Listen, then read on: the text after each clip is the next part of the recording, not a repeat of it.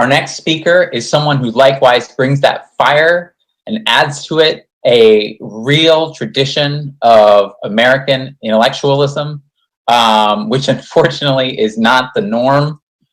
We have the Pulitzer Prize-winning journalist, former foreign correspondent for the New York Times, Middle East bureau chief and Balkan bureau chief with the New York Times, author of several best-selling books, writes for many national publications, host of the Emmy award-winning RT America show On Contact, Chris Hedges.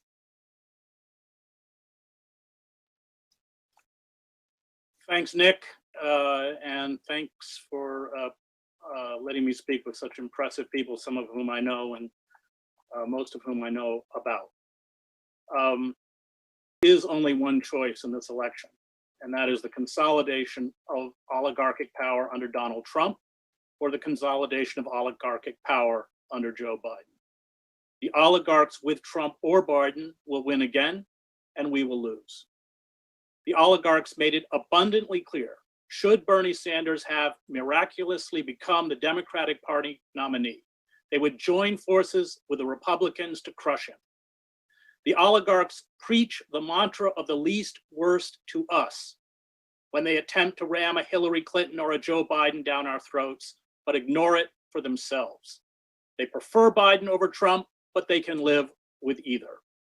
Only one thing matters to the oligarchs. It is not democracy. It is not truth. It is not the consent of the governed. It is not income inequality. It is not the surveillance state. It is not endless war. It is not jobs. It is not the climate breakdown. It is the primacy of corporate power, which has extinguished our democracy and left most of the working class and the working poor in misery, as well as the continued increase and consolidation of their wealth. It is impossible to work within the system to shatter the hegemony of oligarchic power or institute meaningful reform. Change, real change, will only come by sustained acts of mass civil disobedience and mobilization, as with the Yellow Vest movement in France and the British-based Extinction Rebellion. The longer we are fooled by the electoral burlesque, the more disempowered we will become. Dr. Cornel West and I were on the streets with protesters in Philadelphia outside the appropriately named Wells Fargo Center during the 2016 Democratic Convention, when hundreds of courageous Sanders delegates walked out of the hall. "Show me what democracy looks like," they chanted, holding Bernie signs above their heads as they poured out of the exits. "This is what democracy looks like." Sanders' greatest tactical mistake was not joining them. He bowed in fear before the mighty altar of the corporate state. He had desperately tried to stave off a revolt by his supporters and delegates on the eve of the convention by sending out repeated messages in his name, most of them authored by members of the Clinton campaign, to be respectful, not disrupt the nominating process and support Clinton. Sanders was a dutiful sheepdog then and is a dutiful sheepdog now, attempting to herd his disgruntled supporters into the embrace of the Clinton and now Biden campaign. Sanders apparently believed that if he was obsequious enough to the Democratic Party elite, they would give him a chance in 2020, a chance they denied him in 2016. Politics, I suspect he would argue, is about compromise and the practical, and this is true. But playing politics in a system that is not democratic is about being complicit in the charade.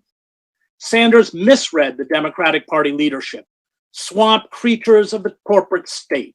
He misread the Democratic Party itself, which is a corporate mirage. Its base can, at best, select pre-approved candidates and act as props at rallies and in choreographed party conventions.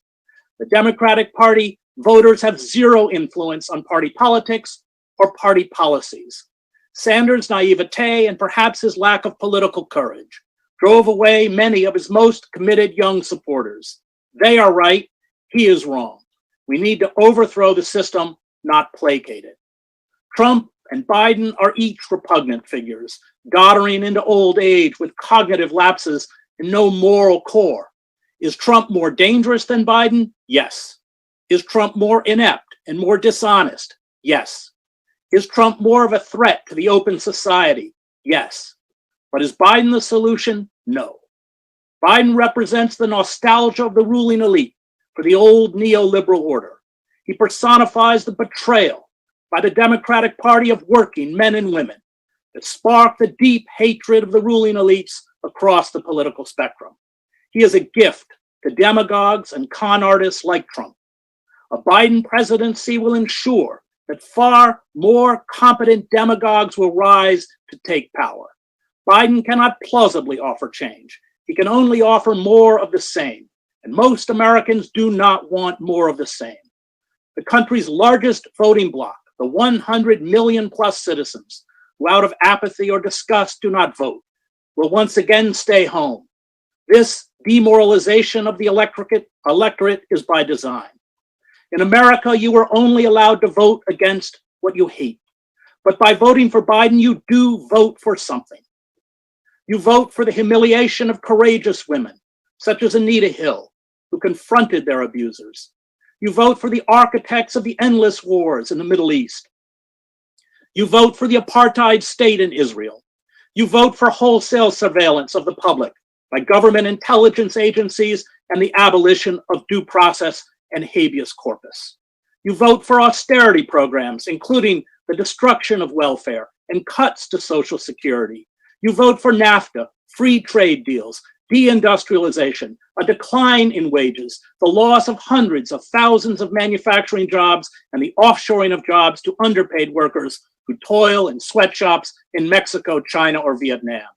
You vote for the assault on public education and the transfer of federal funds to for-profit and Christian charter schools. You vote for the doubling of our prison population, the tripling and quadrupling of sentences, and huge expansion of crimes meriting the death penalty. You vote for militarized police who gun down poor people of color with impunity. You vote against the Green New Deal and immigration reform. You vote for limiting a woman's right to abortion and reproductive rights. You vote for a segregated public school system in which the wealthy receive educational opportunities and poor people are denied a chance. You vote for punitive levels of student debt and the inability to free yourself of debt obligations through bankruptcy. You vote for deregulating the banking industry and the abolition of Glass-Steagall. You vote for the for-profit insurance and pharmaceutical corporations and against universal health care. You vote for bloated defense budgets. You vote for the use of unlimited oligarchic and corporate money to buy our elections. You vote for a politician who, during his time in the Senate, abjectly served the interests of MBNA, the largest independent credit card company headquartered in Delaware, which also employed Biden's son, Hunter. What the public wants and deserves will again be ignored for what the corporate lobbyists demand if we do not respond to the social and economic catastrophe that has been visited on most of the population, exacerbated by our failure to control the pandemic. We will be unable to thwart the rise of corporate tyranny and a Christian fascism or halt the ecocide that will wipe out the human species along with most other life forms. Right-wing violence, along with lethal police violence, will explode with or without Trump in office if we do not build robust socialist programs to reintegrate those who've been pushed aside back into society, to heal the ruptured social bonds, to give workers jobs that provide a sustainable income and dignity, empowerment, and protection, to provide free and well-funded schooling through college. If we do not rebuild our labor unions, along with instituting universal health care and an end to the squandering of our resources on endless war. Yes, we need new radical parties, which is why I'm here today.